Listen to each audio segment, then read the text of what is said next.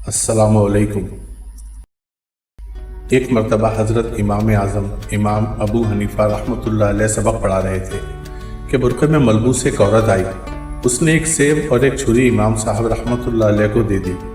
तुलबा बड़े खुश हुए कि बहुत ही नेक औरत है कि सेब तो लाई, साथ छुरी भी लाई ताकि हमें तलाश न करनी पड़े। इमाम आज़म रहमतुल्लाह अलैह ने सेब काटा, उसका जो अंदर का हिस्सा था वो बाहर निकाल कर छुरी और सेब औरत को वापस कर दिया।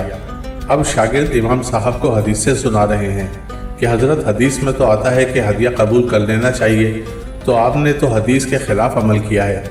अगर आपको ज़रूरत नहीं थी तो हम जो यहाँ बैठे हुए थे और हदिये में सारे शरीक होते हैं, आप हमें दे सकते थे। इमाम साहब रहमतुल्लाह अलैह ने फरमाया, वो बेचारी तो मसला पूछने आई थी, अब ये हैरान कि मसला कौन सा पूछ कर गई है। ना उसने ज़बान से पूछा, ना हाथों से कोई इशारा किया। इमाम साहब रहमतुल्लाह अलैह ने फरमाया कि सेब के बाहर कई रंग होते हैं, कहीं मटियाला, कहीं मेहंदी का रंग है, कहीं सब्ज़ है, कहीं सुर्ख है। औरत जब नापाक होती है तो खून कई रंग बदलता रहता है। वो ये मसला पूछने आई थी कि कौन सा रंग नापाकी का है और कौन सा पाकी का है, कि कब नमाज शुरू की जाए। अगरचा सेब के बाहर बहुत से रंग होते हैं, लेकिन उसको काटें तो अंदर एक ही सफ़ेद रंग है और कोई रंग नहीं।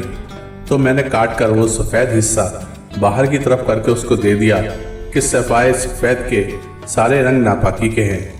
वो खैरुल कुरून का ज़माना था। अंदाज़ा करें कि औरत को भी हक़ ताला ने कैसा दिमाग दिया था कि किस तरह मसला पूछा, और इमाम आज़म रहमतुल्लाह अलैह ने भी किस आसानी से समझा और किस अंदाज में मसला समझाया। दोस्तों, अगर आपको वीडियोस पसंद आती हैं तो सब्सक्राइब करें, बेल आइकन को प्रेस करें और कमेंट भी ज़रूर करें। शुक्रिया।